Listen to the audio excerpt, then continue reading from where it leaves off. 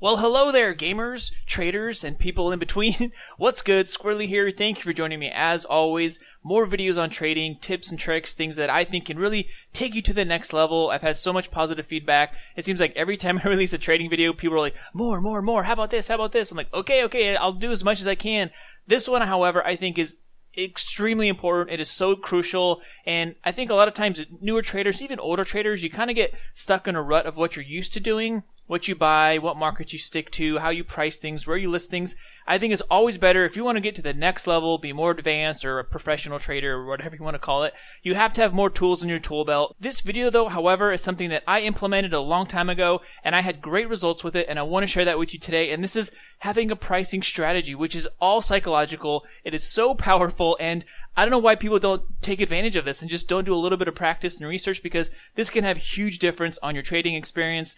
Before I get into the video, a lot of time and energy goes into these, and as much as I love teaching and helping you guys and all that good stuff, you gotta help me out, reciprocate a little bit. So this is YouTube, you know what to do. Please smash the like and subscribe button down below, get engaged, share with your friends. I also have a Steam group if you prefer to use that. It helps out a lot with the YouTube algorithm. That way I can make more videos, show you more air shots and more sick kill streaks and just silly goofy things, and talk about trading and how to make money and help me help you, a little bit of back and forth. So alright, let's get into it. So we're going to start off with a little bit of a mental experiment, because this gets to the root of everything I'm going to be talking and teaching you guys about, which is the emotions, the human psychology that goes behind buying something or selling something. I want you to think about an item that you've been looking that's been up for sale, an item that's never for sale, you've been waiting, maybe like it's a blizzardy storm tree, which is a tree I usually end up buying every single year before Christmas. I buy one, I enjoy it, then I resell it, then I buy one before and I resell it. So if one finally comes up for sale, and the price, say it's like 50 keys, that is what's worth on Backpack. Recent sales have been 50 keys. It comes up for sale, and the guy lists it for 130 keys. What is your first instinct, your gut reaction? You're angry, you're upset, you're like, are you kidding me, dude? It's not worth this much. You're asking way too much. You're not even going to bother. You're not going to send a trade offer. You're not even going to add the guy. You're just like, forget it. This is ridiculous. You have super negative emotions. It upsets you. Like, you just, all it is was a guy asking a certain price for an item that you wanted to, and now all of a sudden you're in a bad mood. So what happened with that? The psychology behind it is something that you wanted, you're interested in, you have an imaginary number in your head of what you would pay for it, and then the number that you saw was so high, it just turned you off and pissed you off. So that's an example of the psychology of pricing and sales. So that's kind of an extreme example, but it's just to get you guys to think to the base, to the core of what is sales and marketing. It's not literally about what it's worth. It's about how it makes you feel. And people buy things when they feel good about it. So some people buy things when they feel like they're getting a good deal. Some people don't mind paying a lot for something if they're happy with the purchase, if they're happy with what they got.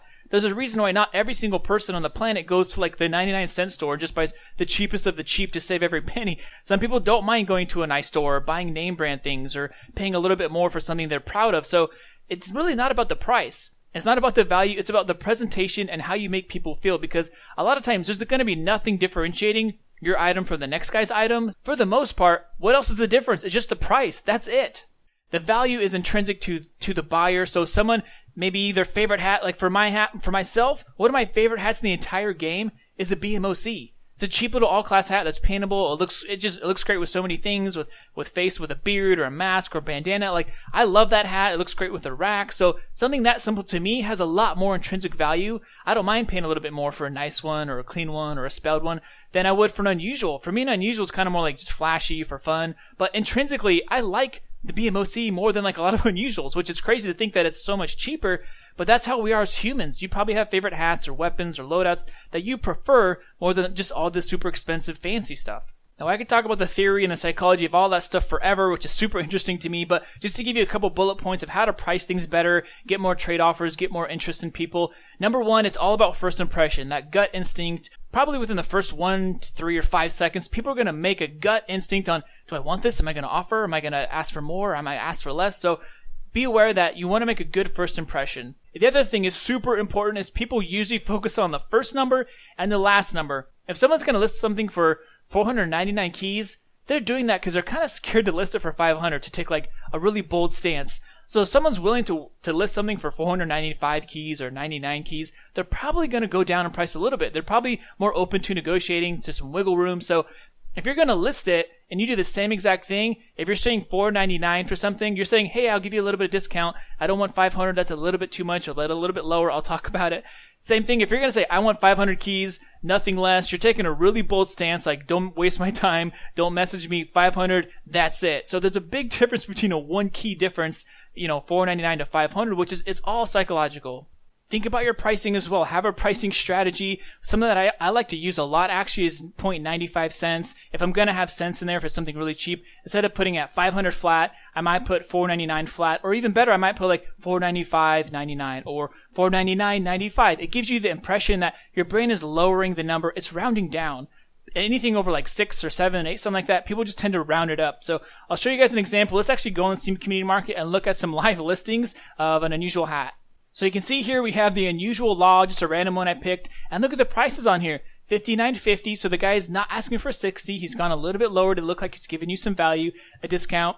This person's doing $62.87, which is a little weird. What this person probably did is put a number that they want. This is what I want for it, and then add 15%, and Steam Community Market just popped out this number. So it looks like a random number. Usually when people just have random numbers at the end of it, they put in a number that they want to get out, like I want $50 for this or $60, and then it spits out a number 15% higher that Steam Community is going to get out of it as well. So this guy right here, example, he's looking for 75 flat. So he probably didn't think about it a whole lot. He just put, this sounds like a good number, and just threw it out there. So this is telling you the psychology of this guy up here. He's okay to get people a little bit of discount. He's not trying to get every single penny out of people. $59.50, he's right in the middle. He's giving you a good discount off $60. This person right here just threw out a number, $75. That's what I want, I guess. Sure, sounds good. You come down here again, $79. So this person, same thing, he threw out a number, but they didn't want to do 80. So they're probably open to negotiate. This is the psychology of these sellers. When I look at these numbers all mean something different to me. You can tell what they were thinking about when they posted it. Same thing down here, $89.49. So double. He's coming a little below 90 and a little below 50. So this looks like a great deal. Both of these numbers are rounded down. So in your head, you're like, hey, this is like $88, $89. It's not 90. 90 is close to 100. And we start to compound and roll these numbers up higher and higher. You can do the same effect, just having them roll it down lower and lower and lower. Something else to keep in mind that's very important is the actual size of the number that what you're selling.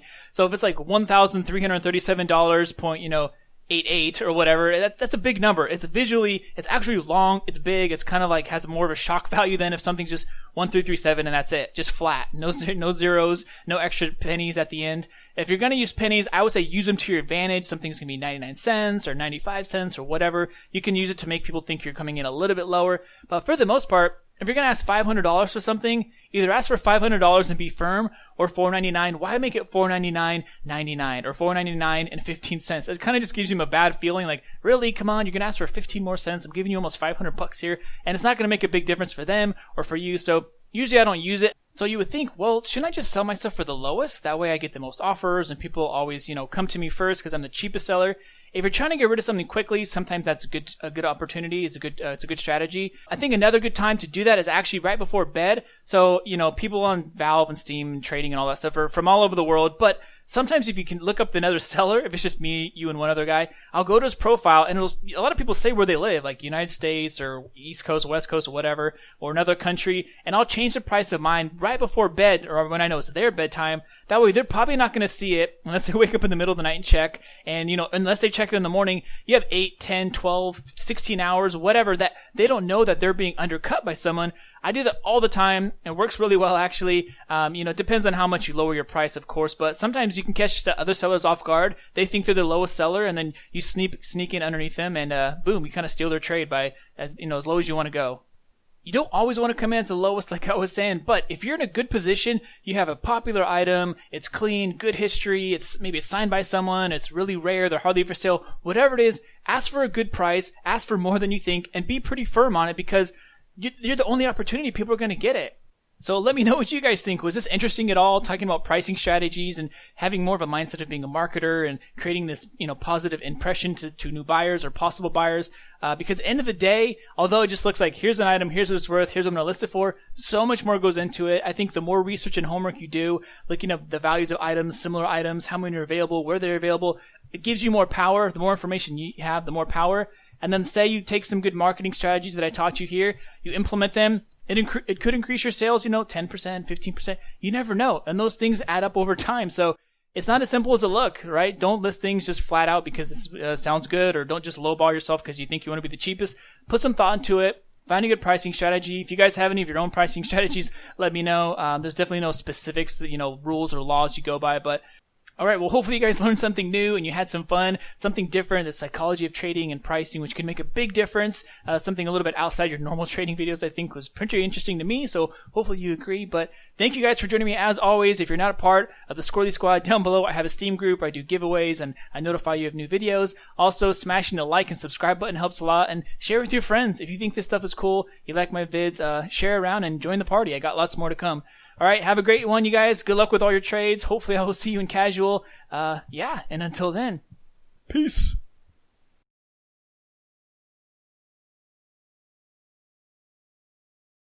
Alright, Luke. Alright, Squirrely. He's an actual player, dude. Keep up with the videos. They're nice. I enjoy watching them.